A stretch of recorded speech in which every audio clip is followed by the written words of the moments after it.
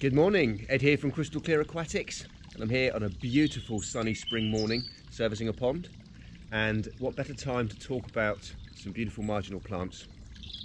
This is the Caltha palustris, or the Marsh Marigold.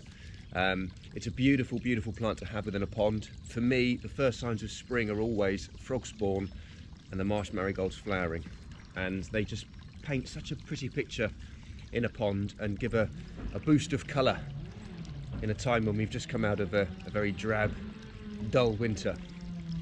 Now, there are four main kind of varieties of Marsh Marigold that you're going to see commonly for sale for ponds.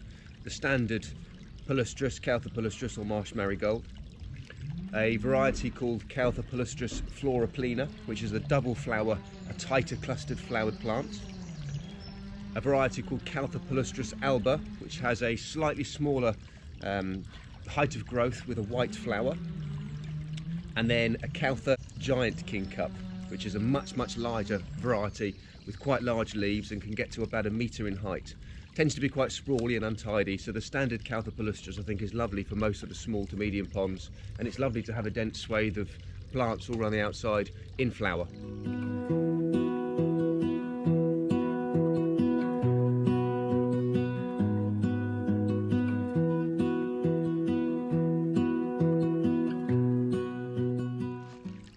Now, Caltha will grow quite happily in shady positions or in full sun. There's two in this particular pond. This one here is getting most of the sun, and obviously it's in flower now. And there's one just towards the rear of the pond, which is yet to bloom. But you can see what a striking colour they make in the pond when everything else is really only just beginning to emerge. Now, Caltha will flower and it's over again reasonably quickly. But what you can try to do to prolong the flowering time is deadhead these once they start to close and die off. And what you will find is that once the plant has finished flowering entirely, late spring, the plant will frequently suffer from mildew on the leaves. Some of the outer leaves will start to get this sort of powdery grey or black powder, which you can almost rub off with your fingers, and that's mildew. You can de-leaf the plant entirely, or you can just cut away some of the badly infected leaves. And if you do so, you'll find that you should get some fresh green growth coming through afterwards, and possibly even a second bout of flowers later on towards the end of summer.